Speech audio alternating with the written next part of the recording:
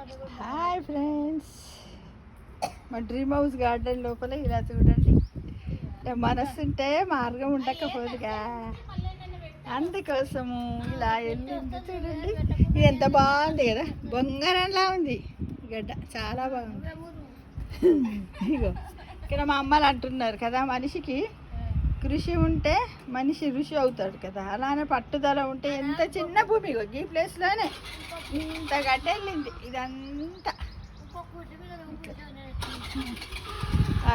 అమ్మ చెప్తుంది, చూసినావా, మా అమ్మ చెప్తుంది, ఇంకో కృషి మీద కూర్చో బిడ్డ, కూర్చొని మంచిగా వీడియో దిగి అంటుంది. నేనేమనుకుంటున్నా అంటే ఈ చారు వేసి ఇలా పోద్దాం అనుకుంటున్నా, కందగడ్డ చారు మంచిగా ఉంటుంది కదా, తీయగా పుల్లగా చాలా బాగుంటుంది. వీళ్ళు ఎప్పటికీ కందగడ్డ చారు పోయావా, చెట్టు పెట్టవా అనేటట్టు చేస్తా వీళ్ళని కదా.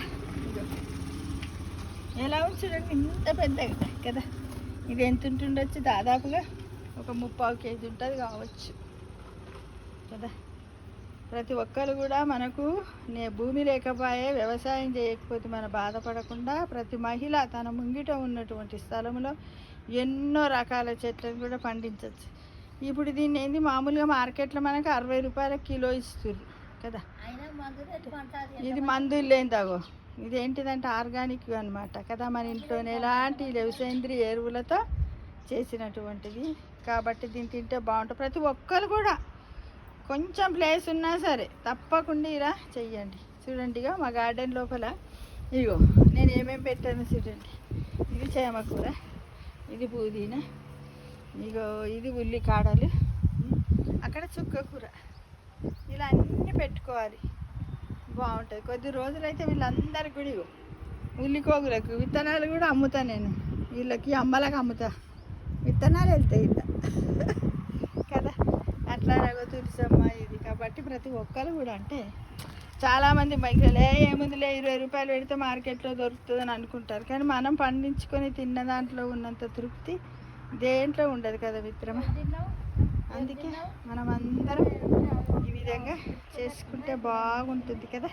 నాకు చాలా సంతోషంగా ఉంది ఇవాళ మా గార్డెన్ లోపల వెళ్ళినటువంటి చిలకడ దుంప, దీన్నే రత్నపూరి గడ్డ అని కూడా అంటారు మిత్రమా. బాగుంది,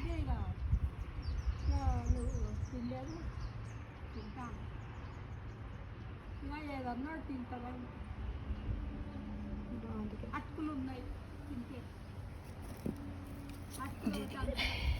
ఇలా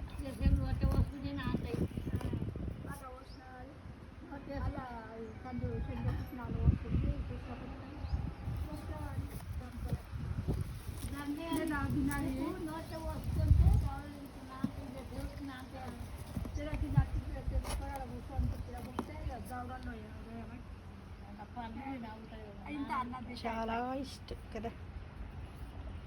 చిన్న స్థలంలో పంట పండించాను, చాలా ఆనందంగా ఉంది. కందగడ్డ పులుసుకి మీరు అందరు రండి, ఆరోగ్యాన్ని పెంచుకోండి, ఓకేనా.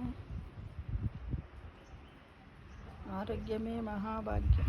చిలకడ దుంపలు తినడం వల్ల మనకు రక్త ప్రసరణ కూడా సులువుగా జరుగుతుంది, రక్తం కూడా చిక్కబడకుండా అరికట్టబడుతుంది.